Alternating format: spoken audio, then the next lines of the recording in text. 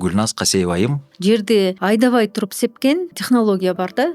Биринчи болуп атам. Жылкынын плацентасын сатканга жардам бергиле. Алар эмне кылат экен плацентаны? Японияда плацентаны косметологияда колдонот, БАДы жана биологически активный добавкаларга, энергетиктерге кошот. Ал сразу 4 тонна жылкынын плацентасын кетирген. Бир плацентанын 1 килограммы $15 кеткен да. Химикат барабар жер семирткичпи же экөө эки башкабы? Дыйкандар биз арзан сатып атабыз деп ыйлайт. Эң акыркы кардар кымбат баары бир сатып алат да. Ошо оорулардын баарын өзүнө топтоп алат. Анан картошка ооруйт, иммунитети слабый болот. Биз ушунун начар сортун жеп атабызбы?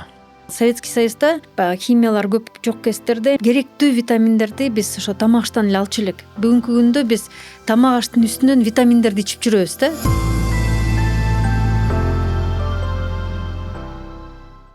Саламатсыңарбы, бул адаттагы эле Мирзаматов влог. Мен атым Самат Дөөлөтбаков жана бүгүнкү чыгарылыш өзгөчө агро сферасына кызыкчылыгы көп болгон адамдарга кызык болуп болуш керек деп ойлойм. Эмне үчүн дегенде, бүгүнкү коногубуз Жашнакай айым, Агролит компаниялар тобунун башчысы Гүлназ Касеева айым. Кош келдиңиз. Саламатсызбы? Маанаңыз жакшыбы? Жакшы. Анда биздин ошол көрүүчүлөрүбүзгө негизи өзүңүз жөнүндө айтып берсеңиз, ошондон баштайлы. Менин атым Гүлназ Касеева. Мен ошол Агролит тобунун жетекчиси болом. Бул Агролит компаниялардын тобунда бир нече уюмдар бар. Ошо биринчиси Агролит консалтинг 2009-жылы түзгөнбүз. Эң биринчи негизги бул уюмдун максаты фермерлердин потенциалын жогорулатуу. Себеп дегенде, баягы Советский Союз кыйрагандан кийин жер реформасы болуп, ошол мамлекеттин 70% жери жергиликтүү калкка берилген болчу да, үлүш катары. Ошондо көп жергиликтүү калк мындай внезапно эле фермер болуп чыгып калган да. Жери бар, анан ошол жерди айдаш керек болчу. Бирок аларда баягы керектүү билим, тажрыйба ошол жерди иштетүү боюнча жок болчу. Анан мындай көп адамдар ушундай кыйынчылыкка учурап калды да. Кандай өстүрөрүн билбейт, маалымат каяктан алаарын билбейт, ушундай кыйынчылыктар болду. Анан ошол кезде анан биздин түзгөндүбүз себеби, эң негизги идеясы ошол фермерлердин потенциалын жогорулатып, агротехнологияны үйрөтүп, ошо кандай түшүмдү жогору алыш керек, ошону кандай багыш керек, сатыш керек, кирешени кантип көбөйтүп алса болот, жерди иштетүү боюнча деген ошол негизги идея ошондон болчу да. Андан кийин баягы дыйкандар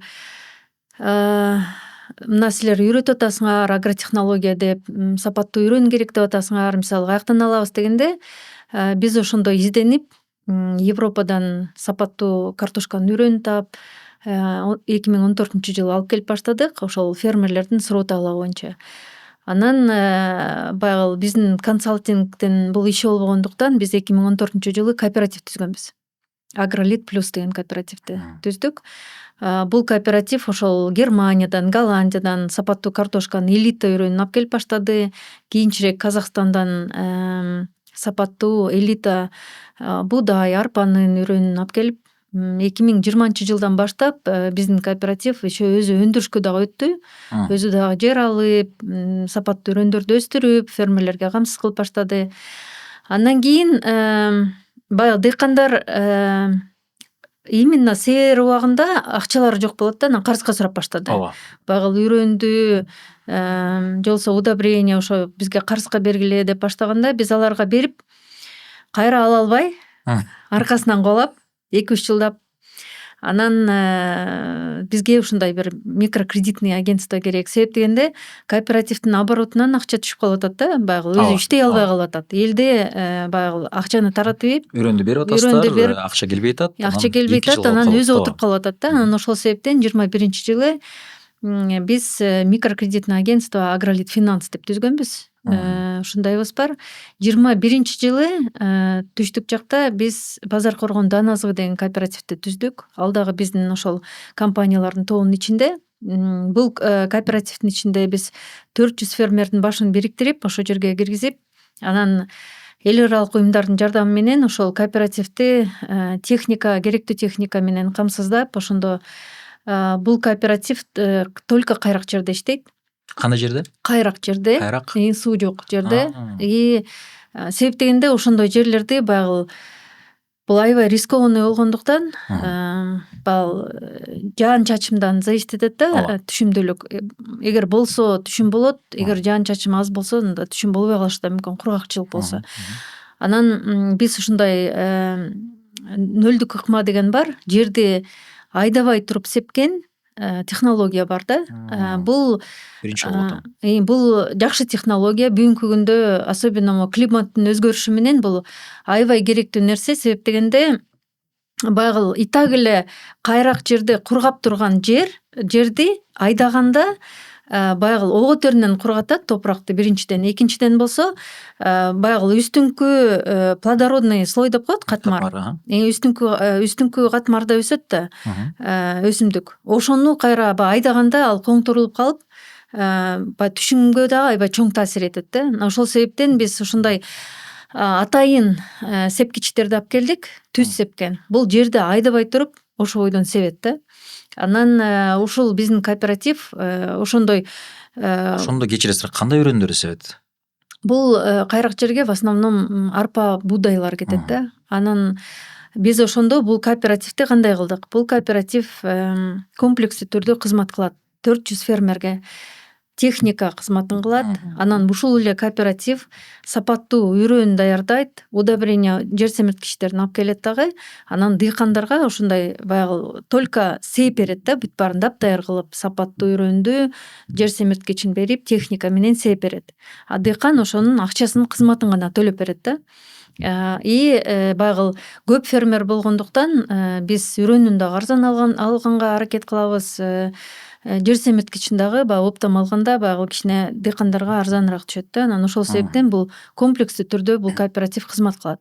Ошол азыр аябай гана көп маалымат болуп кетти да, сизден бир суралайм. Алгач биздин көрүүчүлөрүбүзгө кооператив деген эмне, ошону бир айтып бербейлиби? Кооператив деген эми мындай да. Мен жана айтып кетпедимби? Советский Союз кыйрагандан кийин жана жер реформадан кийин элдер жер үлүшүн алгандан кийин бизде Кыргызстанда майда чарбалар көбөйүп кеткен. Бул экономикага дагы, майда чарбаларга дагы жакшы эмес көрүнүш да. Себеп дегенде эч качан майда дыйканчылык жакшы мындай пайда алып келбейт. Мисалы, бүгүнкү күндө айтсак, бизде Кыргызстанда биз өзүбүз жер семирткич чыгарбайбыз. Үрөөнчүлүк анча өнүккөн эмес Кыргызстанда. Техниканы биз чыгарбайбыз, жер семирткич чыгарбайбыз мисалы.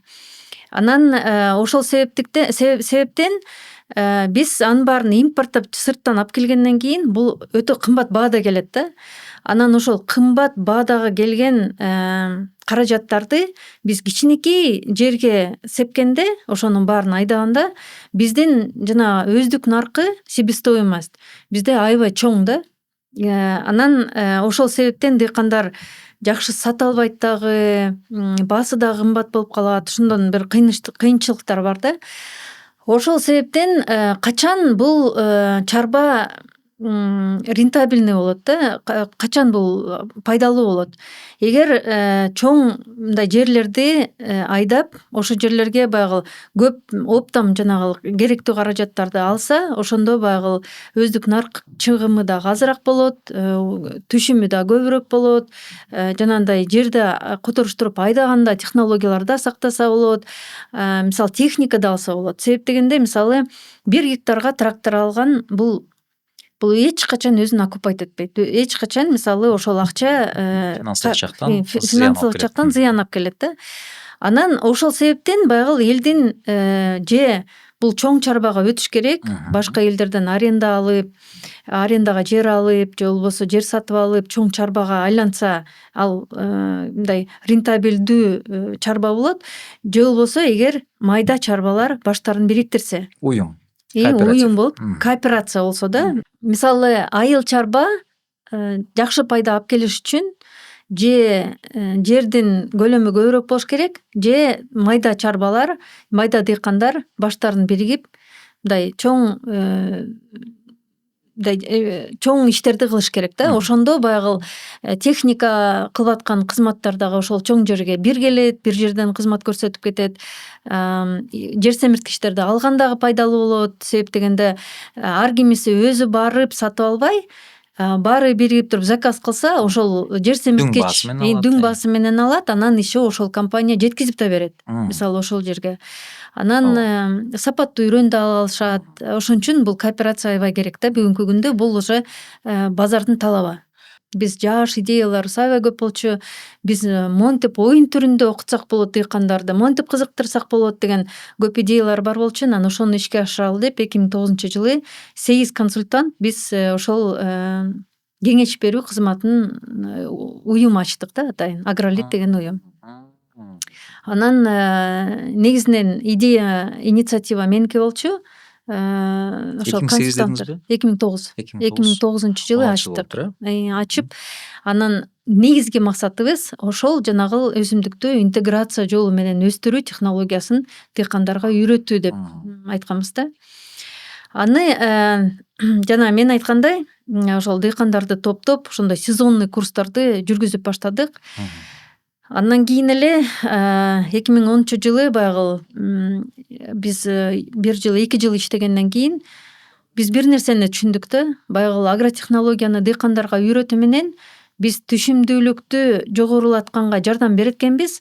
Бирок ошол кездерде дыйкандарда сатуу маселеси аябай курч туруп, кээ бирлер ошол мисалы ошол кезде бир картошканы сата албай калышып, жана дыйкандар өтө кыйналып калып, кээ бир учурларда даже картошканы казып алган кымбат түшүп аткан да аларгачы. Ошол талаада эле тыштаган даже было дешевле.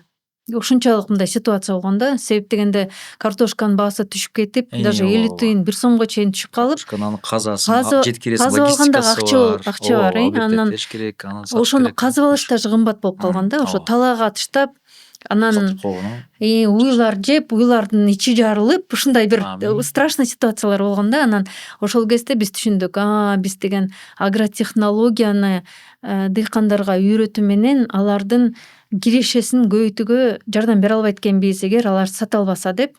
Андан кийин биз ошол комплексный жардам берели дегенге өттүк да.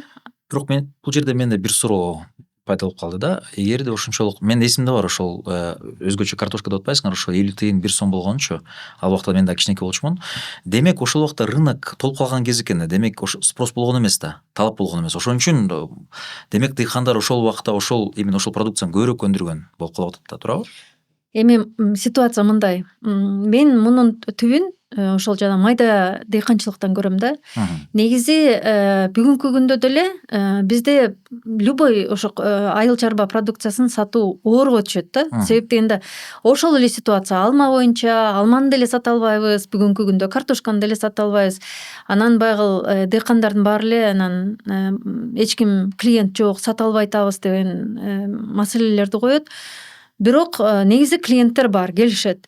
Бирок баягы майда чарба болгондуктан бул жана өздүк наркы чыгымы аябай чоң болуп кетип, биз бир дагы коңшу өлкөлөр менен конкуренция боло албайбыз да. Мисалы, картошка боюнча айтсак, биздин себестоимость, дыйкандардын себестоимости 10 сом килограмм болсо, мисалы Россия Өзбекстандын границасына 7 сомдон 8 сомдон алып келип коет.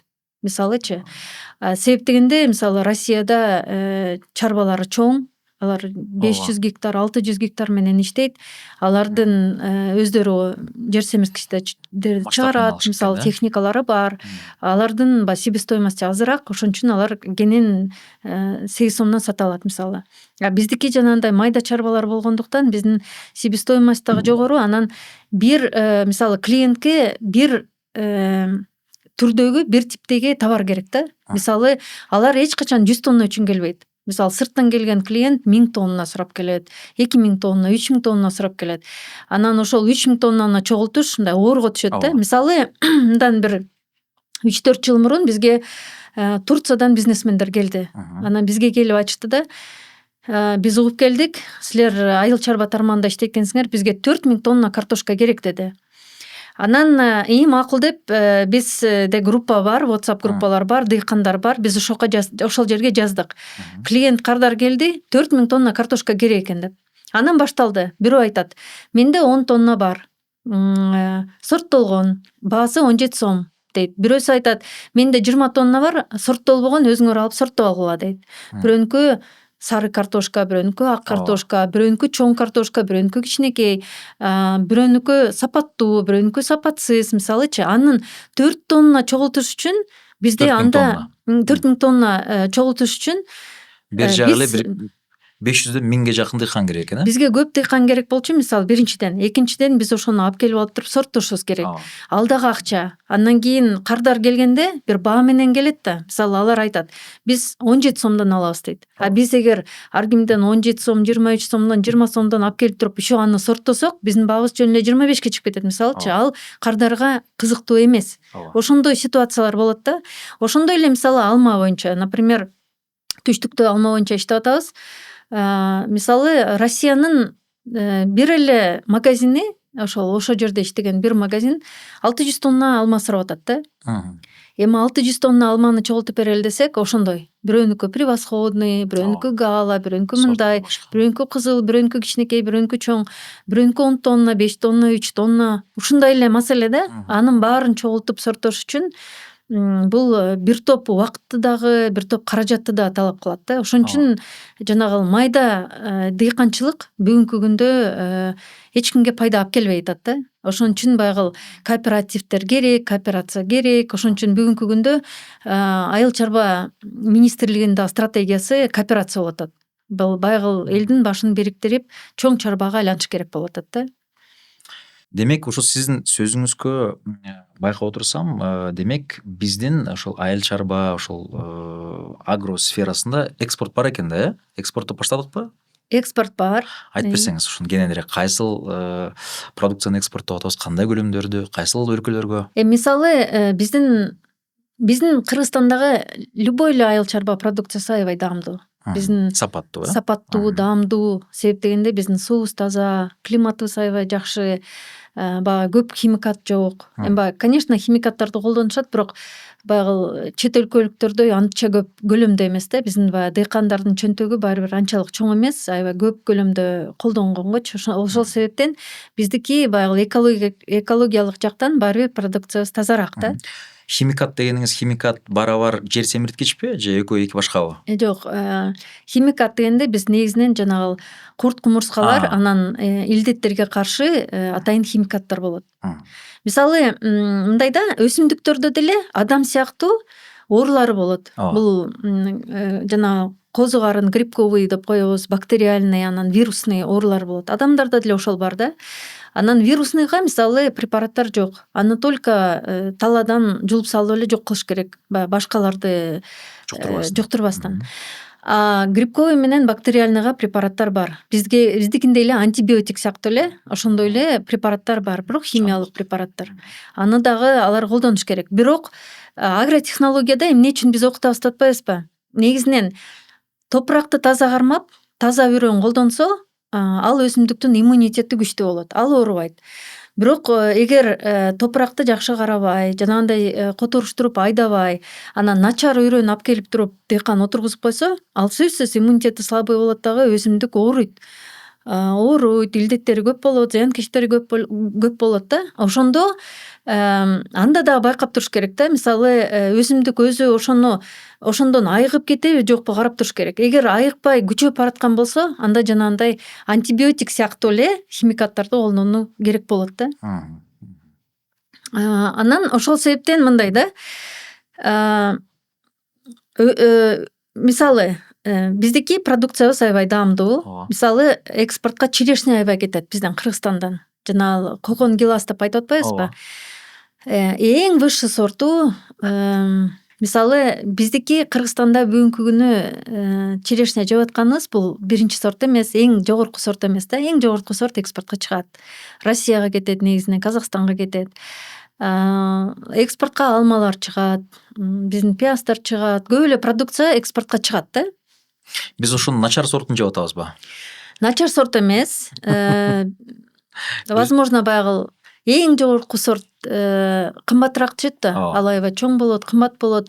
Биздин базар биздин чөнтөгүбүз ага даяр эмес. Ошол себептен баягы экспортко алар чыгат дагы.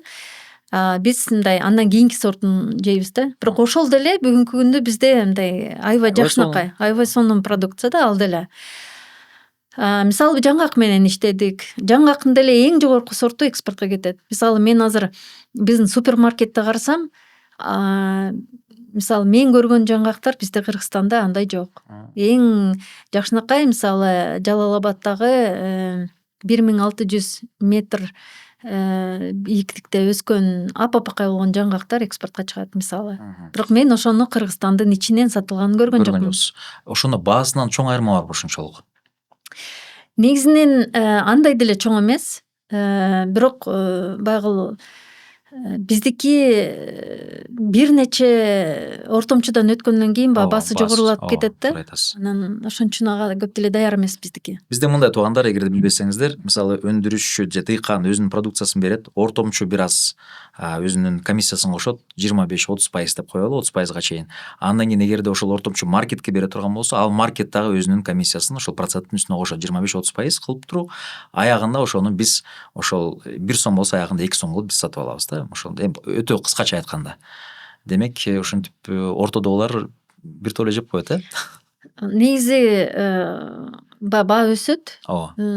Мисалы дыйкандар биз арзан сатып атабыз деп ыйлайт. Эң акыркы кардар кымбат баары бир сатып алат да. Баягы шаарда жашагандар, магазинден алгандар кымбатыраак алышат. Бирок ортодо бир эле ортомчу эмес. Бир нече ортомчусу кетип калат да. Ал мисалы региондон шаарга алып келгени бар, шаардан ошол жерден сатканы бар, анан дагы тиги оптом таратканы бар дегендей. Ошондойлор бар. Мисалы бирөөсү чогултуп туруп алып келет, оптовый базарга өткөрөт, бирөө барып оптовый базардан сатып алат, экинчи оптовый базарга сатат, үчүнчүсү барып ошол тиги эле оптовый базардан алып ушинтип эле баа өсө берет да. Туура айтасыз. Анан ошол себептен мисалы мен жакында эле ошо Кадам жайга бардым. Эми 1 ай мурун да. Ошондо как раз черешня Россияга кетип аткан. Ушундай действительно жогорку сорттогу черешня кетип атат да экспортко. Мен мисалы Бишкектен андайды көргөн жокмун. Демек, Кадам жайга барышыбыз керек экен да? Сезондо Кадам жайга барып эле жеш керек. Так, кокон гиляс дедиңиз, көк жаңгак дедиңиз, дагы кайсыл продукциялар кетет? Кыргыз жаңгагы, ал Жалал Абадда жапай токой бар. Ошол жерде бул уникалдуу токой, ошол жерде жапайы жаңгак өсөт. Ал аны биз дагы ошол долбоордо иштегенбиз. 2013 жылга чейин биздин кыргыз жаңгагы Турцияга кетип, Туркия аркылуу анан Европанын базарына кетчү да. Биз 2013 жылы Европадан кардар таап келип, Кыргызстанга алып келип, жапай токойду көрсөтүп, андан кийин түзмө-түз байланышты уюштурганбыз да. Ошондо биз майда жана токой пайдалануучулар жаңгак токойдун тегерегинде жашаган элдерге үлүш жер жетпей калып, баягы жер реформа болгондо, алар токойду пайдаланууга уруксат алган да, арендага алып иштетүүгө уруксат алган. Ошол себептен токой пайдалануучуларды булар баягы терип, токойдогу продукцияны жанагындай жапай алма, жаңгак, фисташка же болбосо жанагы дар чөптөрүн чогултуп туруп анан сатып, ошондон баягы киреше табышат да. Эгер мисалы айылда жер иштетип киреше тапса, токой пайдалануучуларга жер жетпей, ошол токойду арендага алып, ошол жерден пайдаланып, өсүмдүктөрүн сатып киреше табышат. Ошол токой пайдалануучуларды биз бириктирип кооперативге, аларды окутуп, кандай токойго зыян алып келбей, алар жаңгакты чогултуп туруп, анан сатса болот деп үйрөтүп, андан кийин Жалал Абадда бир Вега Плюс деген компанияны таап, ага европалык стандарттар боюнча, тамаш коопсуздугу боюнча стандарттарды киргизип, внедрять этип, анан түзмө-түз контракт кылып, Кыргызстандын компаниясы менен голландиялык компанияны ошо 2014 жылы биринчи жолу Кыргызстанда биздин жапай жаңгагы экспортко түзмө-түз Европага чыккан да. Анан бул ошон үчүн мен жаңгакты жакшы билем да. Себеп дегенде баягы жаңгактын дагы түрү болот. Бизде бир 120 түрү бар жаңгактын. Кичинекей, чоңу, тиги скорлупасынын толщинасы ар кандай болот. Бирөөнкү калың, бирөөнкү жука. Ушунчалык түрдүү жаңгактар бар, ушунчалык формалары ар кандай да. Анан ошол себептен мисалы жаңгакка эч бир машина мындай аны чакканга бир дагы машина чак келбейт. Себеп дегенде бул баягы формасы, толщинасы ар кандай болгондуктан эч бир кандай машина чага албайт. Ошон үчүн биздин жаңгакта только колго чагышат. Анан жана эң жогорку сапаттагы анан жаңгактар экспортко кетет. А биздин магазиндер билбейм кандай алышат, бирок мен магазинден именно ошол экспортко чыгып аткан жаңгактарды көргөн жокмун. Бир дагы магазинден. Баягыдай эле по остаточному принципу турбайбы? Тиги экспортко кетпей калгандар, кардар, урматтуу кардарлар албай алгандарды бизге калтырып койгошун алсаңыздар болот деп анан биз алат экенбиз да ошолорду. Мен ойлойм да, бул скорее всего бул покупательская способность да. Ал жагына бар. Мисалы, конечно, Европада мисалы 5 евро, 6 евро, 10 евро деген эмне акча. Аларга алардын зарплатасы бийик, алар спокойно алып коюшат да. Бизде уже 10 евро деген бул уже 1000 сом. Бул имеет значение. Ошон үчүн баягы кыргызча билбейм, покупательская способность мындай баягы кардардын чөнтөгүнө жараша. Бизге мисалы бүгүнкү күнү сапат эмес, баягы баасы маанилүү. Баары бир деле. Конечно, элдер аракет кылып атышат, бирок баягы арзанына качырабыз баары бир. Демек ошол 2014-жылы Голландияга барыптыр, дагы эле иштеп атышабы? Ошондон бери Кыргызстандын жаңгагы Европага экспортко чыгып эле келатат. Дагы кандай өндүрүштөр бар, дагы айтып берсеңиз. Ошондой эле мисалы баягы картошка өтпөй атканга байланыштуу Жайзат уюмунун долбоору менен мисалы биз валериана боюнча долбоорду баштаганбыз Ысык көлдө. Бул ошо картошкага альтернатива катары. Мисалы Ысык көлдө ак сууда валериана чөбү аябай жакшы өсөт. Анан биз ошондо ошол долбоордун колдоосу менен чет өлкөдөн Швабы деген германиялык компанияны таап, бул жерде Кыргызстандагы фармацевтический Галинфарм деген компания менен байланыштырып, дыйкандарды Галинфарм менен байланыштырып, дыйкандарды агротехнологияга үйрөтүп, кантип өстүрүш керек, кантип первичный обработка жасаш керек, бул первичный мойка, резка деп коет, ошолорду үйрөтүп туруп, анан бири-бирине байланыштырып, ушундай цепочка курганбыз да. Анан биздин валериана Германияга экспортко чыккан мисалы. Ошондой эле биз бал боюнча иштегенбиз. Мисалы биздин балчылар баягы Советский Союздагы эле балчы электери менен жүрүшөт да. Ал болсо жана арылардын мындай ооруп калышына чоң таасир берет да.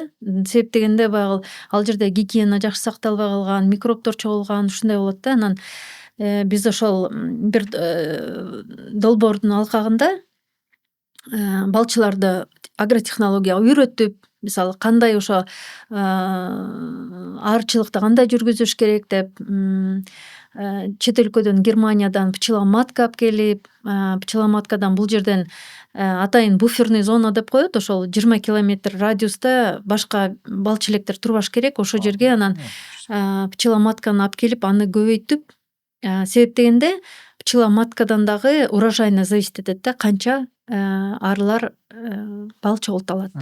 Анын дагы потенциалы болот. Мисалы алардын дагы өзүнчө бир сорттор болот да, эми племеноводство деп коет. Алардын дагы арыларынан ким канча объем чогулта алат, ушундан да зависит этет. Ошондой буферный зоналарды кылып, пчеломаткаларды көбөйтүп, дыйкандарга берип, жана ал пчела ящиктерин алмаштырып, современный кылып, баягы гигиенаны үйрөтүп, кандай сакташ керек, алар баягы арылар ооруп калбаш керек деп, анан ушундай дагы долбоорлорду аткарганбыз. Аларды дагы чет өлкөгө чыгарганга жардам бергенбиз. Ушундай долбоорлор болгон. И даже бизде бир ошол ЕБРР проектиси менен бизде кызыктуу долбоор болгон. Бизге бир компания байланышып, илгери ошол жанагы жылкынын плацентасын Японияга бир сатыптыр да. Андан кийин кардарын жого тийип, анан таппай калыптыр. Анан бизге кайрылып, ошол жылкынын плацентасын сатканга жардам бергиле.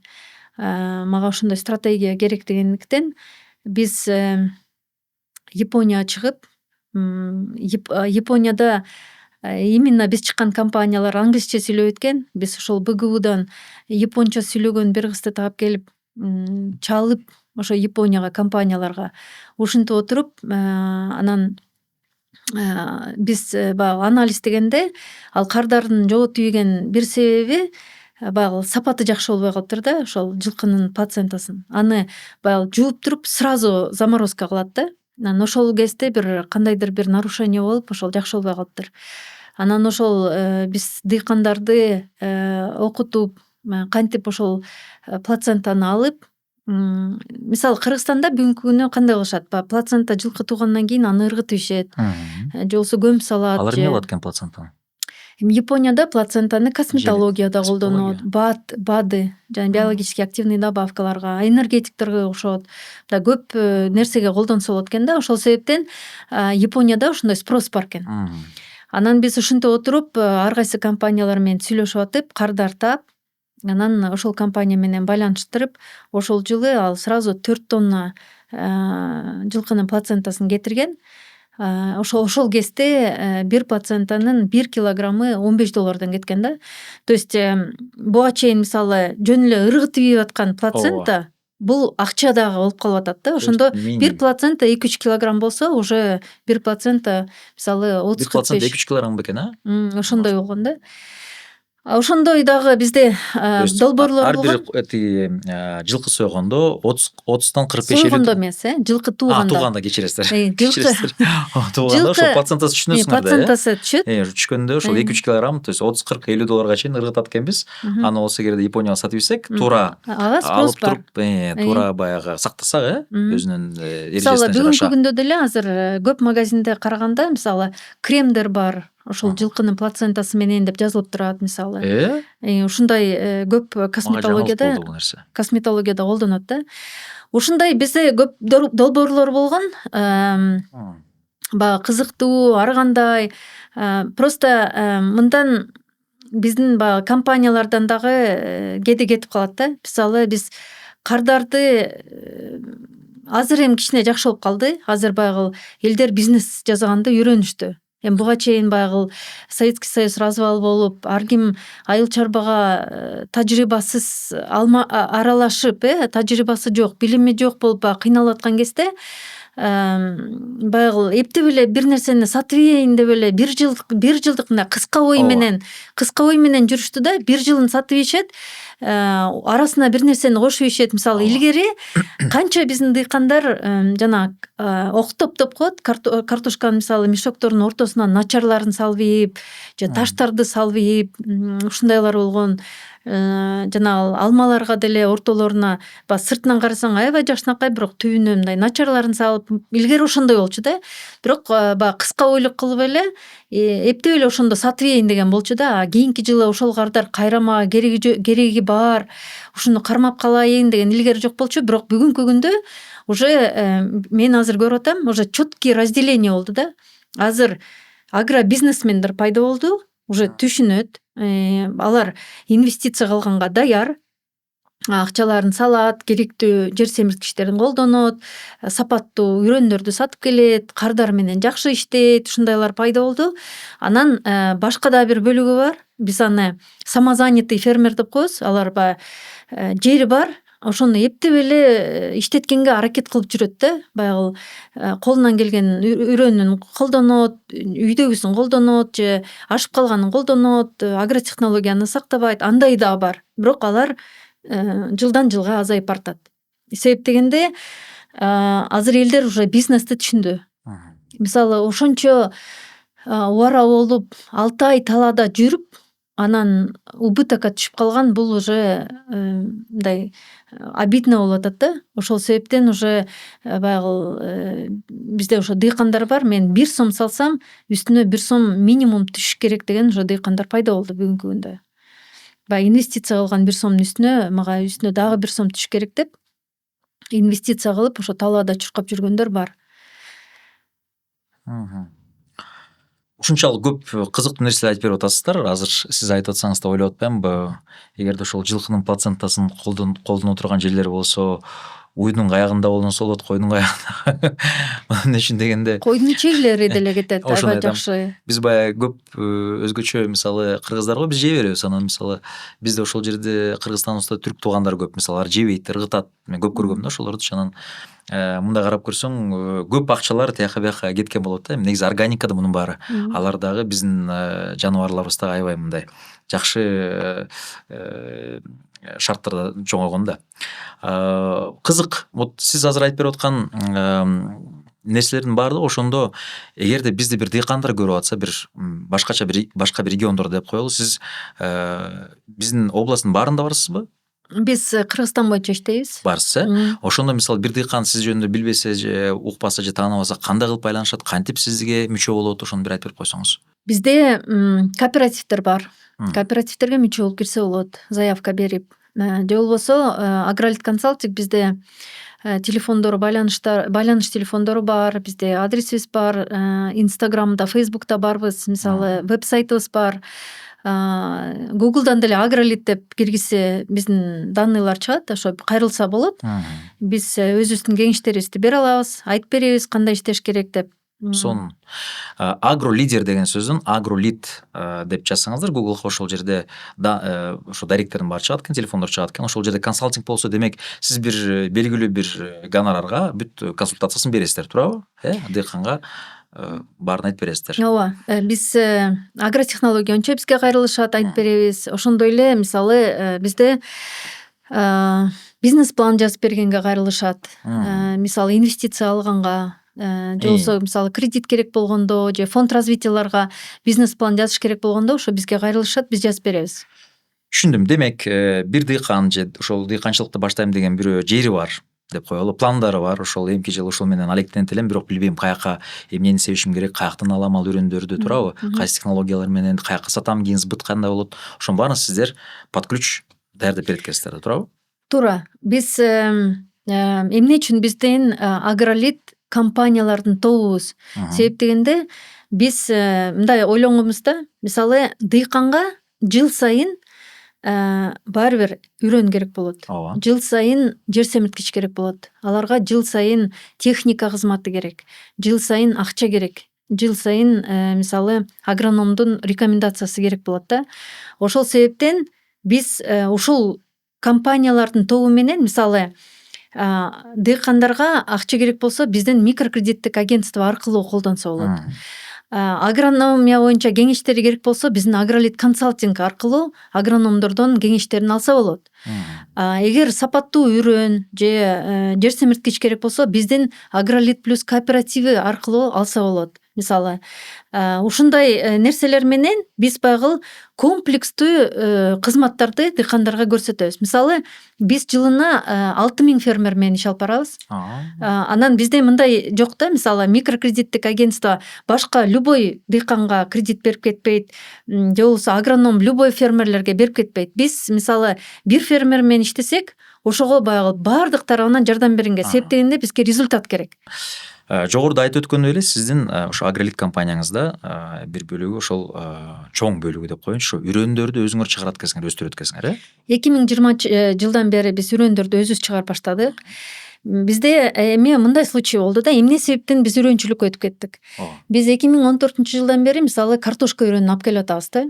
Ошол кезде мисалы 2014 жылы картошканын үрөнүнүн баасы бир 40 сом килограмм болчу да. Андан кийин өсүп баштады. 50 сом болду, 60 сом болду, 67 сом болду, 70 сом болду, 80 сом болду, 90, 100, 120 болду.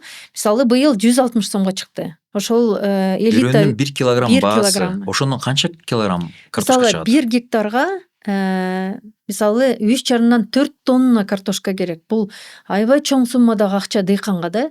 Ошондо 1 килограмм 160 сом, бул почти 1 миллионго чыгып кетет да. 3 тоннада атасызбы? 4 тонна, почти 4 тонна. 640 000 сом.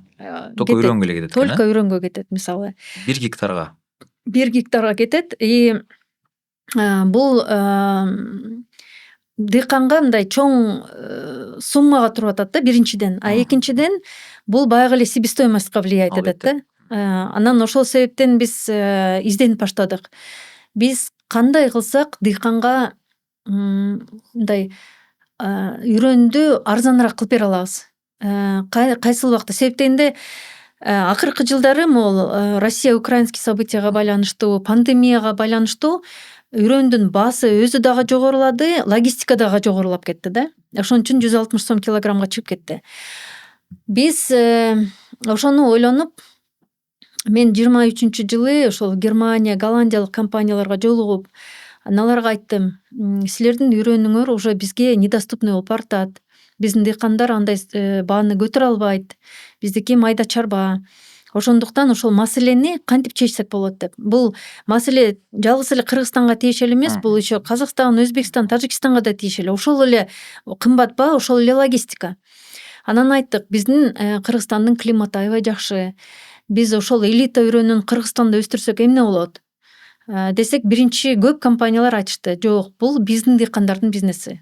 Мисалы, биз супер элита үйрөнүн биздин дыйкандарга сатабыз, алар бизге өстүрүп туруп элитаны берет, анан биз силерге элитаны сатабыз, а силер дальше өстүрүп аласыңар. Бул биздин дыйкандардын бизнеси, биз силерге сата албайбыз деди. Ошонун арасынан бир эле компания, AZPC деген компания голландиялык, алар эми биздин абалды түшүндү. Анан алар айтты, эми кичинекей өлкө экенсиңер, мейли тест кылып көрөлү, байкайлы, силерге берели деди. Анан былтыр биз супер элита алып келип өстүрдүк. Жыйынтыгы аябай жакшы болду. Себестоимость бир топ түшүп калды. Биз мисалы ошо быйыл 160 сом импортный чет өлкөдөн келген килограммдын үйрөнү 160 сомго чыкса, биз быйыл 95ден саттык. Биздин Кыргызстандын элита үйрөнүн биринчи жолу Кыргызстандагы элита үйрөн. Анан быйыл болсо биз супер элита үйрөнүн алып келдик. Себеп дегенде супер элитадан ушул күзүндө супер элита чыгат, аны дагы бир жыл өстүрсөк уже элита чыгат. 2 жолу размножение кылсак, анын баасы кескин түшөт. Ошондо биздин дыйкандарга бул аябай доступный болот да, бул баа. Кое туруңуз. Бир суроо. Биринчиден 4000 килограмм или 4 тонна үйрөндөн канча картошка чыгат болчол менен орточо? Мисалы 1 гектардан жакшы өстүрсө 30 тонна, же болбосо 30 000 килограмм чыгат. Ошондо бир жагы эле 4-8 эсе экен да? 8-10 эсе чыгат. То есть получается 160 2 бөлсөк, ошондо минимум себестоимость, картошканын себестоимость ошол убакта 20 сомдон сатсаңыз, демек ошо үйрөнүн баасын чыгара алат экен да? Ошондо туура эсептеп атамбы мен? 60 сом деп эсептесек, үйрөн только себестоимость продукция деп атам, азыр калгандарын эсептеген жокмун. Хорошо. Экинчи момент, мен атайын ошол үйрөнүн керек экенин мен билбептирмин да. Мисалы, картошканы эккенден кийин ошону эле алып туруп эле кайра экчи элек кой. Мен просто дыйканчылыкта көп нерсе билбейм да. Ошону экчи элек кой. Ошондон кайра эле картошка чыгат эмеспи? Же андай эмеспи? Ушуну айтып берсеңиз. Ошол проблема болду да. Мисалы, буга чейин дыйкандар үйрөн деп баш оорубай эле ошол мисалы картошка өстүрөт. Анын мындай кичинекейлерин, көзгө жакшы көргөндөрүн үйрөн катары алып калып эле калганын сатып кийинки жылы колдонот да. Бирок мисалы ошол эле картошканын возрасты болот. Адам сыяктуу эле возрасты бар. Мисалы биз жыл сайын алып калып анан колдонгон картошка уже карып калган картошка. Анан ал түшүмдүүлүктү түшүрөт. Ал жакшы түшүм бербейт. Ал ушунча жылдын канча жыл ошо өстүрсө, ошончо жылдын ичинде ошо оорулардын баарын өзүнө топтоп алат. Анан картошка ооруйт, иммунитети слабый болот. Эми баягы карыган адамдай эле уже баягы слабый, эскирген. Жанакы тукум ошол үйрөн, мисалы ошол кичинекей картошканы эккенден кийин жаңылар чыгып атпайбы? Жаңы побег. Ошону алып туруп кичинекейин аласың да кайра эгесиң да. То есть жаңы бир жылдыкта. Анын возрасты бар да. Андай эмеспи? Возрасты бар. Мисалы үйрөндүк картошкада 3-чү репродукцияга чейин эле үйрөндүк болуп эсептелинет. Мисалы эң биринчи мисалы картошканы вообще клеткада, пробиркада өстүрөт. Мисалы жана эмне үчүн биз Голландия, Германиядан алып келип атабыз? Алар лабораториялар бар. Ошол лабораториядан эң мындай сапаттуу сортторду чыгарышат. Мисалы, бир сорттун түшүмдүүлүгү жакшы, бир сорттун мисалы илдеттерге, ооруларга туруктуулугу жакшы. Ошол экөөнүн клеткасын алат дагы, булар баягы эксперимент кылып отуруп бир сортту чыгарат да, мисалы анын атын мисалы Самат деп коет. Мисалы ошол самат деген мисалы сортту чыгарыш үчүн булар 10-12 жыл анан 1 миллион евро кетиришет экен да. 200 300 тестти кылып отуруп туруп ошондон бир сорт араң алып чыгышат экен. Анан аны пробиркада өстүрүп, пробиркадан кийин булар мисалы пробиркада жаңы төрөлгөн баладай болсо возрасты. Андан кийин булар парникке алып чыгышат. Биринчи парник кылат, парниктен теплицага алып чыгат, теплицадан ачык грунтка алып чыгат, ушинтип чыгып отуруп анан супер элита болот. Талаага алып чыккандан кийин аны дагы бир размноженияланан кийин супер элита чыгат, дагы бир размножениядан кийин элита чыгат. Анан элитаны биз алып келебиз дагы, биринчи репродукция чыгат, анан дагы бир өстүрсөңүз экинчи репродукциядан кийин бүттү. Товарный картофель болот. Ал только мисалы экинчи, үчүнчү репродукциядан кийин бул үрөндүк катары бул картошка саналбайт. Себеп дегенде бул уже карыды, эскирди. Анын возрасты уже детородный возрасттан өтүп кетет ужечи. Конечно, ал жыл сайын бере берет. Бирок уже түшүмдүүлүгү азыраак боло берет, анан оорусу көбөйө берет да, мисалы. Ошон үчүн дыйкандар көнүш керек. Булар продовольственный картошка өстүрүш үчүн мына биринчи, экинчи репродукция картошкасын гана алыш керек да. Бүттү. Үчүнчү репродукцияны эми алса болот, бирок уже төртүнчү репродукция уже бүттү. Бул уже только товарный катары кетиш керек. Мен сиз менен бүгүн сүйлөшүп атканым өзүм дагы бактылуу сезип атам. Эмне үчүн дегенде көптөгөн жаңы маалымат келип атат мага. Мен мынчалык ойлонбоп турмун. Жана бизди көрүп аткан ушул мага окшогон дыйканчылыктан алысыраак болгон адамдарга да бул жаңылык болсо керек деп ойлоп атам. Демек байкап атасыңар да ар бир биз жеп аткан күнүгө колдонуп аткан нерсенин өзү бир чоң бир билим да. Мындай бир философиялык суроо сурасам болобу сизден? Сиздин оюңуз боюнча ошол айтып атпайсызбы? Жеке эле ошол мисал катары картошка дедик, э? Эгерде даже ушу картошканын бир жаңы сортторун чыгарыш үчүн ошончологон көптөгөн тесттер, ошончо баягы модификациялар, мындай айтмакчы лабораториялардан чыккан нерселер болсо, ошонун баардыгы сорно бизде адам баласынын биздин жашообузда бир чоң таасирин берип атат да. Оорулар, аллергиялар, ошонун баарын кандай карайсыз негизи? Же балким мен мурункудай эле ошол кандай болсо жер эни өзү берет деген бир эме эмес. Мунун баары бизнеске айланып кеткен жокпу? Мисалы биз көлөмүн чоңойтобуз деп модификациялар кыла берип чоңураак кылабыз, көлөмүн чоң болосун, сулуураак болсун деп атып, ошонун баарын өзгөртүп атып биз өзүбүзгө терс таасирин тийгизип алган жокпузбу? Эми негизи мындай, Кудай бизди жаратканда баарын бериптир да, баарын. Мындай кээде даже таң калам да. Мисалы ошондой даамдуу мисалы жүзүм, черешня, мисалы алма мындай жегенге картошка, пияз, бүт баары тең баягы өскөн жакшы нерселер, оорусаңдар чөптөр, мисалы таза суу, баары тең баягы адамга керектүү нерсенин баарын бериптир да. Анан конечно бул жерге бизнес аралашкандан кийин баягы түшүмдү көбүрөөк алалы дейбиз, аны сапаттуу өстүрөлү дейбиз. Сапаттуу өстүрүш үчүн жанагындай химияларды колдонбойбуз, башка бир нерселерди кылбайбыз. Ушундай баягы бизнеске айлангандан кийин конечно аралашып атат. Мисалы Кыргызстанда башка өлкөлөргө салыштырмалуу продукция даамдуу. Себеп дегенде баары бир биздин азыркы күндө суубуз таза, абабыз тазараак, башкаларга караганда көп химия колдонбойбуз. Бирок баягы химияны дыйкандарда акча көп болбогондуктан көп колдонбойбуз да негизичи. Бирок талап ушундай болуп атат эми бүгүнкү күндө баягы климат өзгөрүп, күн ысыган сайын зыянкечтер баары бир көбөйүп атат, илдеттер көбөйүп атат. Баягы кээ бир учурда бул вынужденная мера, муну колдонуш керек, айла жок. Же болбосо баягы дыйкан өзү салган инвестициясын жоготуп ийет да. Андай да керек болот. Анан эми көрүп атасыздар да, мисалы отравление болот, мисалы көп нитрат жана жер семирткичтердин көлөмүн көп салып ийгенде отравление болот киши. Же болбосо химикаттарды көбүрөөк колдогондо киши отравление болот. Азыр бүгүнкү күндө сиз туура айтасыз, аллергия аябай көп адамдарда, мисалы салыштырмалуу, мисалы Советский Союзда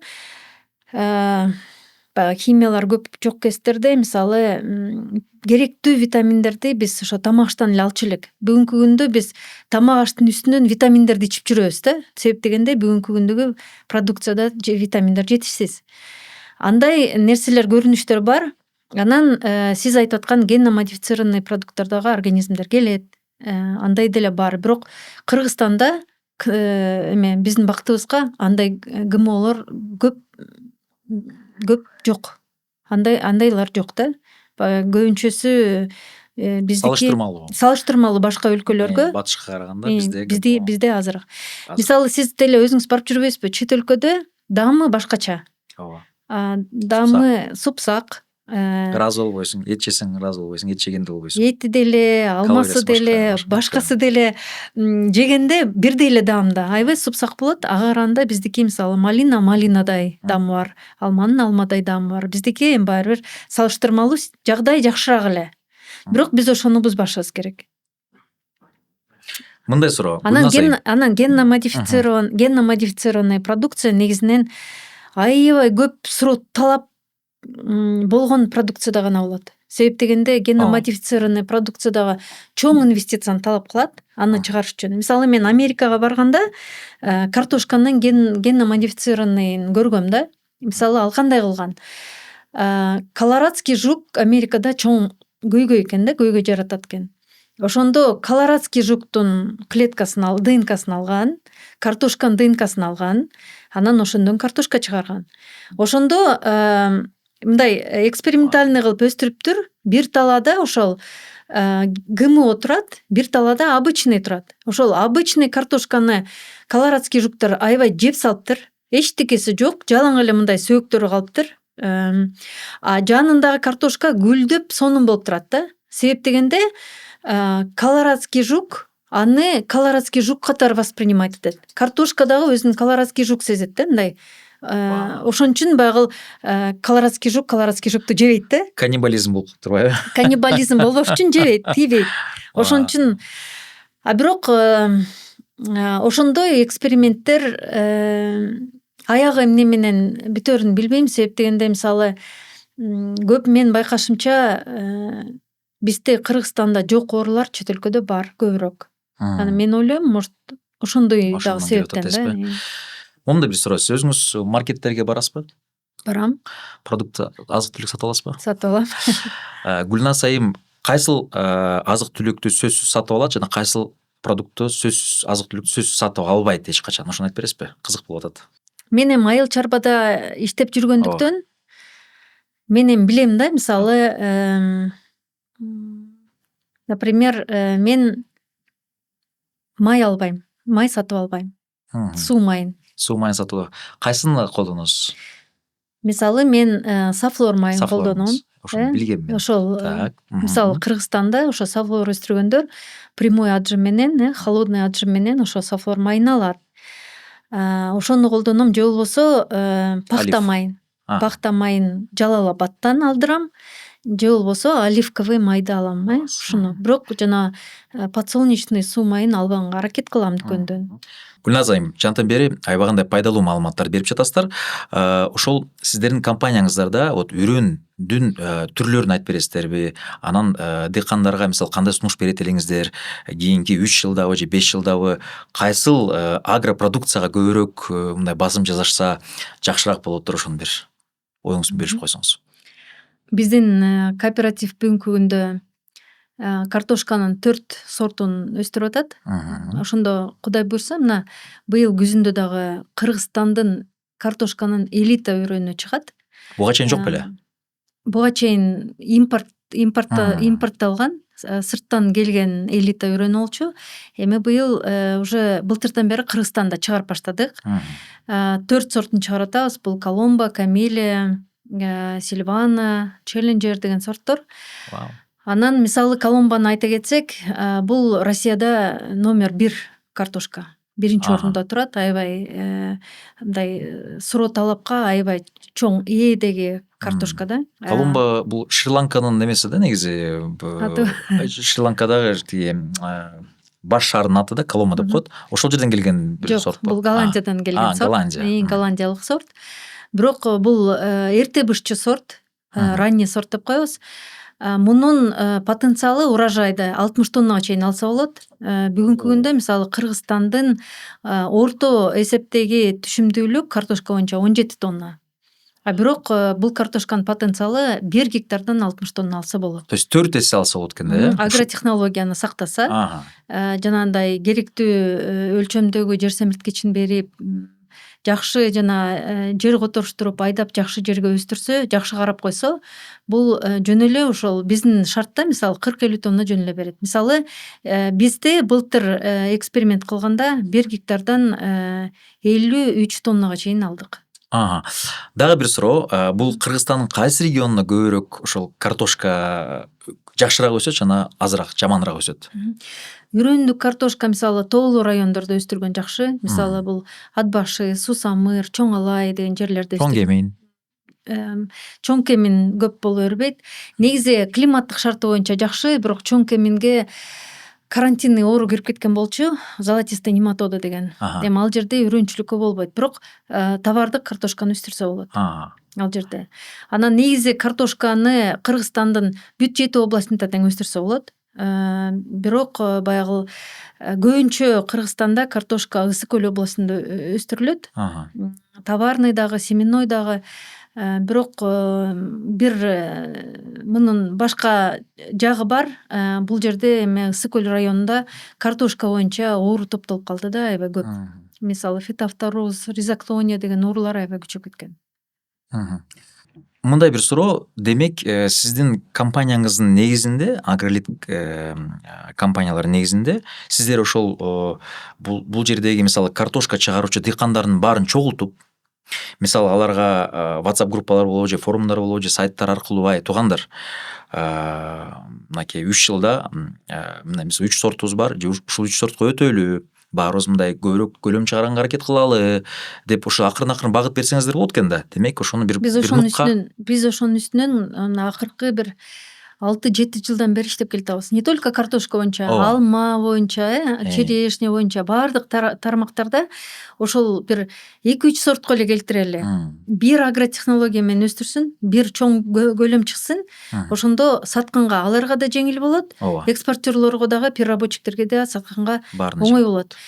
Көп перерабатывающий компания Кыргызстанда сырье жок деп ыйлашат. Көп дыйкандар сата албай атабыз, сатып алуучу жок деп ыйлашат.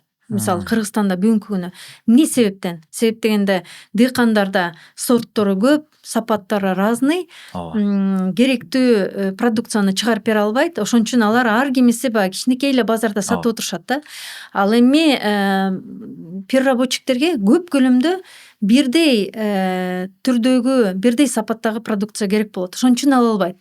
Ошон үчүн алар сырье жок дейт. Тиги дыйкандар болсо сата албай атабыз дейт. Ошон үчүн эле бири бирине келишпей атат. Биз ошонун үстүнөн иштеп келатабыз да, келгиле бирдей продукция чыгалы. Мисалы ар ким жердин бириктирбей эле койсун. Жер ар кимде эле кала берсин, бирок бирдей сортторго маани берип, бирдей технология менен өстүрүп, бирдей рекомендация алып, бирдей техника колдонуп, ошентип иштесе эле керектүү көлөм чыгып калат. Ошол бизге бүгүнкү Кыргызстанда бүгүнкү күндө маанилүү. Анан бүгүнкү күндө эми убакыт келди, кээ бир дыйкандардын колунан келбейт, ачык айтыш керек. Мисалы биз кээ бир фермерлер менен экономический анализ жасайбыз да, санап чыгабыз. Мисалы канча расход кетирди, канча түшүм алды, канчадан сатты, кирешеси канча сом болду. Анан кирешесинен, общий кирешесинен чыгымды алганда прибыль канча болду деп санайбыз. Ошондо мисалы прибыль бир 60 000 сом чыккан болот да, например. Анан канча ай иштеди? Талаада 6 ай жүрдү. Ошондо мисалы 6 айга бөлсөк, айына 10 000 сом эле тапкан болот да. Эгер ал лучше бир жерде иштесе, зарплатасы бир 30 000 тапса болот да, 25-30 000 тапса болот. Бул анык эмес. Анан айтабыз, ошо талаада кыйналып, күндүн ысыгында ошол айына 10 000 сом табыш үчүн жүрбөй эле, лучше ал жерин сатып же жерин арендага берип коюп, башка ишти кылса, ал көбүрөөк пайда кылат. Ал эми кээ бир фермерлер бар, действительно баягы колунан келет. Ошол талааны жакшы көрөт, ошол өсүмдүктү жакшы көрөт. Болгон мындай ички дүйнөсүн мындай аябай мындай өзүнүн душасын коюп ушундай жакшы иштейт, ошону майын чыгарып жакшы түшүм ала алат да. Ошолорго жер жетишпейт. Алар чуркап жер издейт, мамлекеттен сурайт, ушундай болот. Мына ошондойлордон көп пайда, мындай көп мындай сапаттуу түшүм алса болот. сапаттуу түшүм мындай ошолордон көп пайда чыгат да, мындай. Ошон үчүн мына ошондой кишилер иштетүүгө маалы келди да. Биз эми азыр чынында эле мындай көп салымды же кооперативтерге же чоң чарбаларга уже мындай колдоо көрсөтүш керек. Ошол маал келди да. Майда чарбалар эгер баягы өздөрү эле банкротко учурайт, өздөрү эле кыйналып калат. Ошон үчүн алар кыйналбаш үчүн лучше ошону бериш керек дагы, баягы колунан Ишин келген мыкты билгендерге берип мындай өзү колунан келген ишти жасап кетиш керек. Ошол маал келди да. Анан көп нерсе ниеттен болот. Мен ошону айта кетет элем. Бизде дыйкандар бар. Аябай сонун дыйкандар бар. Ишин аябай мыкты билет, аябай аракети бар. Керектүү инвестициясын салат, чуркайт, өздөрү келишет, бизден рекомендация сурайт. Мен мондай кылсам кандай болот? Мен мындай технология колдондум эле, ошол иштебей атат, кандай болот деп өздөрү мындай кызыгып, чуркап, бизди окууга чакырганда келип, отуруп, суроосун берип, ошону аткарган сонун дыйкандар бар. Алар жакшы ошо жыйынтыгын көрөт. Анан кээ бирлер бар, дагы эле отурушат, же эл аралык уюмдардан, же мамлекеттен дагы эле бир жардам күтүп отурушат да. Мага эч ким жардам бербейт, эмнеге мага бербейсиңерби? Кайсы жерде бекер нерсе болсо ошону издеп, же болбосо жана биздин поставщиктерден, же болбосо биздин кооперативден деле баягы карызга сурап алып, ошону жылдап бербейт, ошонучу. Ошондойлор да барбы? Ошондой дыйкандар бар. Бизде ар кайсы шылтоо менен азыр акчам жок, быйыл сата албай калдым деген чарбалар да бар, чоң дыйкандар да бар, ушундайлар болот. Эми ошолордун ошол сайын иши жүрбөйт да. Ошон үчүн баягы лучше баягы аракет кылып, баягы бирөөнүн да эмкегин жебей, өздөрү да аракет кылып ошентсе, мына ошондо берекеси болот да. Бул баягы көп нерсе баягы ниеттен дагы болот. Кандай алдына максат койду, кандай мындай жол менен акча тапкысы келет да. Анан, конечно, айыл чарба бул оңой иш эмес да. Оңой иш эмес. Бул ошо күндүн 40 градусунда суу жетпейт, ушу талаада чуркап иштеп жүргөн дыйкандар, конечно, баягы биз аябай алар үчүн күйөбүз. Ошолор баягы ошончо эмгек кылгандан кийин ошол жерден жакшы түшүм алып, ошо жакшы киреше таба алсын деп ойлойбуз да. Себеп дегенде алар эмне үчүн ошол жерде жүрөт? Алар деле баягы балдарын окуткусу келет, алар деле жакшы кийингиси келет, жакшы тамак алгысы келет. Анан ошентип талаада иштеп жүргөндөн кийин ошонун берекеси болсо, чынында эле ошо урожай болсун деп ойлойбуз да. Анан ошол баягы дыйкандар дагы ошол болгон аракетин салып иштеш керек да, ошогочу. Туура айтасыз. 20 жыл деп калдыңыз. 20 жылдан бери өзүңүз ушул ишти баштап атканда, ошо бизнесиңизди баштап атканда бир уюмдар же программалардын бир колдоосу болду беле? Ошону бир айтып берсеңиз. Биз эми жана Агролит консалтингде жалаң эл аралык уюмдардын долбоорлорун ишке ашырып келатабыз да. Биз көп долбоорлор менен иштейбиз. Мисалы GIZ, ProOn, ВППОн, ФАОн дегендер менен иштейбиз. ИКО деген мурун голландский организациялар бар болчу, Дүйнөлүк банк мисалы. Ошондой долбоорлор менен иштейбиз. Анан Европейский банк реконструкция и развития мисалы. ЕБРР менен биз мисалы айта кетсек, мурун биз жаңы түптөлүп, жаңы иштеп аткан кезде ЕБРР менен көп иштеп калдык. Ошондо ЕБРРдин жана бизнес клиенттерине биз кеңеш берүү кызматтарын көп кылдык да. Мисалы бизнес планды иштетүү боюнча же окууларды өткөрүү боюнча ушундай кылдык. Эми азыр биз консультант катары эмес, ЕБРРге биз азыр клиент катары уже кайрылдык да. Себеп дегенде Европейский банк реконструкция и развитиянын жакшы бир долбоору бар. Бул бас программа деген, бул бизнестин консультацияга кеткен чыгымдарынын 60-70% жаап берет да, ошону төлөп берет. Мисалы мындай. Бизге бизнес план керек болду. Бизнес пландын ичинде бизде архитектурный эскизный проекттер керек болду. Себеп дегенде биз жана үйрөнчүлүк ишти баштагандан кийин бизге чоң хранилище керек болуп атат да. Ошол хранилище салыш үчүн бизге бир топ инвестиция керек болуп атат. Бирок инвестицияны биз салаардын алдында ошол бизге жанагындай бизнес план архитектурный проект керек болду. Ооба. Мен Алда кымбат. мен ошону ушунчалык кымбат экен деп ойлоп турдум да. Оказывается, кымбаттап кетиптир. Мен ойлогом бир 200-300 миң сом менен бүтөт экен десем, оказывается, почти 3 миллионго чыгып атат да. Архитектуралардын услугалары ушунча кымбат. Издеп жүрүп биз азыр арзаныраагын таптык. Анан баягы бул өтө кымбат болуп кеткендиктен биз клиент катары азыр өзүбүз ЕБРРге кайрылдык. Бизге ушундай консультационный кызмат керек болуп атат. Бизге жардам бере аласыңарбы десек, ошол Кудай буйрса мына жардам берип атат. Ошонун баягы эгер бизнестин жетекчиси аял ишкерлер болсо, анда ЕБРР проекти 70% ошо чыгымдарын, консультация кеткен чыгымдарды төлөп берет. Эгер эркек болсо жетекчиси, анда 60%-ын төлөп берип атат да. Бул менин оюмча бул аябай чоң жардам, бул аябай жакшы көмөк. Себеп дегенде мен ошол документти иштеп чыкканга эле ушунча миллиондогон акча керек болот деп ойлогон эмесмин. Эми ошонун бизге мына 70%-ын 70%-ын сизге грант катары ЕБРР берип атат да? Ошол ЕБРР жаап берип атат да. 3 миллиондун ошондо 2 миллион 100 миң сомун сизге ЕБРР төлөп берип атат.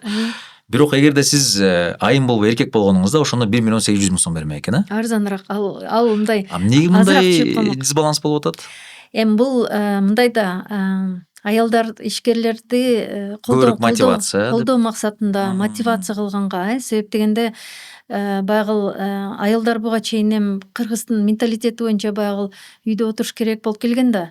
Бирок акыркы жылдары аялдар мындай ишкерчиликке аябай жакшы болуп атат да. Анан мисалы мен деле өзүм жетекчи катары мага айымдар менен иштеген жеңилирээк да. Себеп дегенде алар эми баягы сиздерге сөз тийбесин, бирок айымдар көбүрөөк ответственный келишет. Аябай ответственный болот. Анан мен мындай салыштырмалуу айымдар одновременно бир нече жумушту алып кете алат. Бул мен ойлойм баягы природадан деле чыкса керек, баягы мындай жаратылыш менен деле айымдар одновременно 3-4 жумушту кыла алат. Мисалы баланы көтөрүп алып тамак жасап, мисалы ошол эле маалда талаада бир сыра карап суарылбаптырбы деп ошо одновременно 3-4 жумушту кыла алат. Мен практикамда эркектер мисалы 3 задание берсең, ошону по порядку кылат. Биринчисин бүткөзөт. Пока биринчисин бүтмөйүнчө экинчисин ойлоно албайт, экинчисин бүткөрөт, по порядку кетет да. Ошол эле маалда айымдар одновременно 3-4 нерсени ойлонуп жасай алат да. Мага мисалы айымдар менен иштеш өтө жеңил. Анан бир суроо сурасам болобу? Сиз араба айдайсызбы? Машина айдайсызбы? Ооба. Сиздин жеке канча жылдык тажрыйбаңыз бар? 12-13 жыл болду. 12-13 жыл. Сиз жолдо кетип баратканда, мисалы астыңызда бир туура эмесирээк машина кетип баратса, ошону эркек же аял деп биле аласызбы ошону айдап баратканын? Биз ошол боюнча коллегалар менен көп спорт этебиз. Мисалы коллегалар менен одновременно атпайсызбы, бир убакта көп нерсе кылат атпайсызбы? Эмнеге ошондо көбүнчө ошол эрежелерди бускандар аял заты болот? Мисалы мен азыр хейт алгым келбейт. Бул стереотип. Жок, стереотип эмес. Жок, биз ошону спорт этебиз да. Мисалы айтып бериңиз. кетип баратканда сөзсүз турда бизде эркек коллегалар айтат. Бирөө мындай бир туура эмес айдап баратса, мына могул аял заты айдап баратат, могу за рулем аял деп айтат да, мен айтам, жок. Бул аял эмес, бул эркек деп айтам. Спорим дейбиз. Анан алдыга түшөбүз дагы ошол обязательно ошону карайбыз. Эркек болуп чыгат. Көбүнчө эркек болуп чыгат. Потому что эмнеге аялдар көзгө көрүнүп калат? Себеп дегенде баягы салыштырмалуу эркектер көбүрөөк машина айдайт да, баары бирчи. Эми аял заты эркектер көбүрөөк, аял заты кичине азыраак айдайт. Бирок баягы кичине нарушение болсо эле аялдар көрүнүп калат, а эркектердики мындай эсепке көп алынбай калат. Бирок биз спорт эткенде көбүнчө баары эркектер болуп чыгат. Мен просто ушунча жашта биринчи жолу аял заты бир убакта көптөгөн задачалар, көптөгөн жумуштарды аткара алат, эркектер аткара албайт деген теорияны биринчи жолу угуп атам да. Мен аны өзүм практикамдан билем. Мен ушул жерден азыр биздин эфирдин баягы убактысы азыраак көбүрөөк болгону сиз менен отуруп бир жаштыкка сүйлөшүп отур элем бул жөнүндө. Мен мисалы байкаганым 100% аял заты эркектерге караганда көбүрөөк усидчивость деген нерсе бар. Бизге караганда мисалы биз бир жерде көп отура албайт экенбиз, бир жумушту көп кыла албайт экенбиз. Ошол жагыбыз бар. Ошол жактан бул табигый нерсе, муну мен сизге 100% кошулам. Бирок жана системность айтканыңызда туптуура айттыңыз. Биринчини кылып, экинчисин, үчүнчүсүн эми бул адамга көз каранды болуш керек. Адамдын өзүнүн характерине жарашабы же кандай. Мисалы мен айткан боюс ала турган болсо приоритеттерди карайм да, ошого жараша иш кылам да. Бирок сизге ал жагында да кошулам, туура айтасыз. Жана эң чоң албетте баягы бала менен алектенип, бул да чоң жумуштан үй иштерин кылып жүргөндө бул туура эле. Бирок андан башка мисалы эгерде жумуш тараптан болгондо аял заты бир убакта көп нерсени кылат, эркек кыла албайт деген, ошого кичине мен албетте суроолорум бар сизге. Аны өзүнчө сүйлөшсөк болот. Сүйлөшөт, камера сыртында сүйлөшөлү. Мен жетекчи болгонума 20 жыл болду. Мен кол алдымда көп адам иштеди, эркек дагы, аялдар дагы. Мен точно практикаман билем. Аялдар намного эффективнее, мындай эффективдүүлүгү бир топ жогору. Түшүндүм. Анда коллегалардын бир эркектердин баарын анда увольнение кетирели дагы аялдар кыздардын абагында койсун. Сизге ыраазычылык билдирем. Дагы эгерде айта турган сөздөрүңүз болсо, эркин микрофон сизде. Рахмат. Негизинен мен айтып кетет элем. Элдер эч качан тамак ичпей калбайт да. Башкасы калбаса дагы сөзсүз мындай тамак аш бул керек болот адамдага. Бул күнүндүк керектүү нерсе да. Ошол дыйкандардын колунда. Бардыгын тең дыйкандар өстүрөт. Картошканы, пиязды, алманы, черешняны бүт баарын тең ошол дыйкандардын колунда. Бул чоң бизнес. Эми ошол дыйкандар эмненин үстүнөн иштеш керек?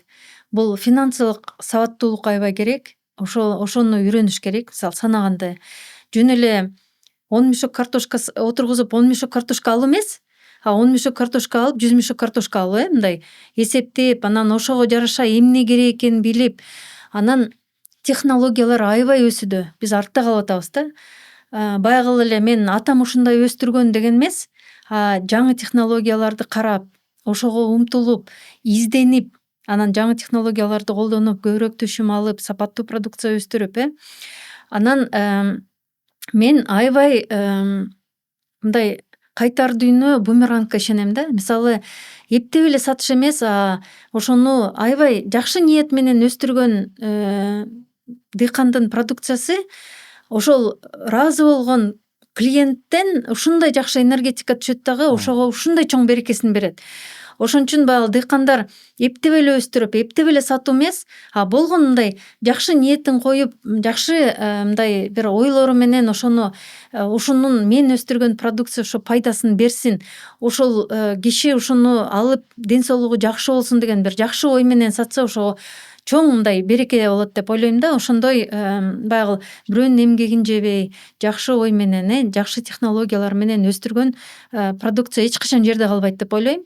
Ошон үчүн ошол дыйкандарга мен айтат элем, жакшы бизнес план менен, жакшы ой менен ошону мындай айыл чарбада байыса болот. Жакшы көп, конечно, бул өзүнүн риски бар, бирок рискти деле алдын ала алса болот. Мисалы бүгүнкү күндө кургакчылыкка туруктуу сорттор бар. Мисалы, эгер кургакчылык болуп атса, капельное орошение бар. Система капельного орошения мисалы. Альтернативалар бар экен. Альтернатива аябай көп, технологиялар көп. Ошол технологияларды эле изденип эле ошолорду колдонсо болот. Анан көбүнчө эми баягы биз дыйкандарды үйрөткөнгө барганда көбүнчөсү айтат, ушу силер эмнени үйрөтөсүңөр? Мен өмүр бою ата бабаларым менен өстүрүп келген, мен силерге үйрөтөм деп айтат да. Бирок баягы алардын, конечно, жер менен иштеп жүрөт, практикасы бар, бирок эски технологиялар. Бүгүнкү күндө уже көп жаңы нерселер чыккан. Жаңы сорттор, жаңы жанагындай система капельное орошение, жанагындай түз сепкен технологиялар бар, мисалычы. Ошолор менен эле үнөмдөп эле жакшы урожай алса болот да. Анан дыйкандар ошондой жаңы билимдерге ачык болуш керек. Ошону үйрөнгөнгө, ошону колдонгонго ачык болсо, булар өздөрүнө эле жакшы да. Мен оюмча ушул чыгарылыштан кийин дагы болочок потенциалдуу ийгиликтүү дыйкандар да көп болуп калыш керек деп ойлоп атам. Биздин подкастыбыздын жакшы бир салты бар. Биз сөзсүз түрдө бир жакшы өзүбүздүн көрөрмандарга белектерден беребиз. Ошону кандай деп ойлойсуздар? Бир жакшы комментарий калтырган бир 2 же 3 кишиге белек берсек болобу сиздин атыңыздан? Мен ойлойм болот. Кандай белек берели? Эми бизде эмнебиз бар? Бизде сапаттуу өрөөн бар. Демек Бизде- чыныгы дыйкандарга берет экенбиз да. Бизде Ошого сапаттуу өрөөн умтулган бар. адамдарга. Бизде кеңештер бар. Мгм. Бизде жакшы маалымат материалдар бар. Мгм. Брошюралар бар. Буклеттер бар жакшы. Мындай именно руководстволор бар да, Мгм. кандай эмнени өстүрсө болот дегендер. Бизде дагы эмне алса болот? Техника кызматын алса болот. Бизде жанагындай түз сепкич өзүбүздүкү техникалар. Мгм. Ошолор боюнча кызматтарды эми ушундай кылсак болот. Түшүнүктүү. Анда мындай кылалы. Биз азыр ошол приздерибизди бир тактап алалы да кадр сыртында, анан биз ошол подкасттын ылдый жагында текстке жазып коелу. Бир 3 комментарий тандайлы, кандай дейсиздер? Мейли. Бир эң көп лайк алган комментарийлер болсун, ошол жерде өзгөчө бир комментарий болот деп ишенели. Биздин подкасттан кийин кандай бир ойлор келди, кандай мотивация алышты, эмнени жаңыдан башкача бир көз караш менен көрүп калышты, ошонун баарын жазышса, биз ошону сиз менен чогуу тандайбыз. Сизге ыраазычылык Жарайт. билдирем. Чоң рахмат. Мен ойлойм, ушул сиз менен кетирген бир аз убактыбыз дагы текке кетпей, көптөгөн пайдалуу маалыматтарды биз элге бере алдык деп ойлойм. Кудайым буйруса, ыраазычылык, ар дайым жакшылыкта көрүшөлү. Урматтуу көрөрмандар, бул Мирзаматов влог болду. Менин атым Самат Дөлөтбаков. Кийинки чыгарылыштарда көрүшкөнчө аман эсен.